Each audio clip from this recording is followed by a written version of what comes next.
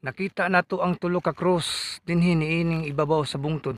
Pinaagi sa atong Ginoong Hesus kitang tanang tao dinhi sa kalibutan naluwas sa atong mga sala. Pinaagi sa krus ang tao naluwas kay si Hesus diha nagpalansang sa krus. Ug sa pagpalansan niya sa krus, dihay duha ka tawo siyang kiliran nga makasasala.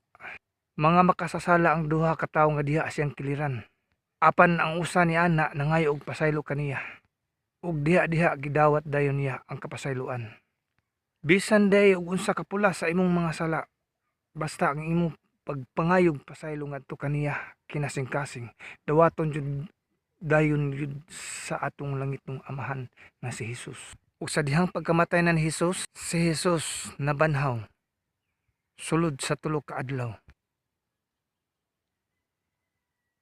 Dalaygon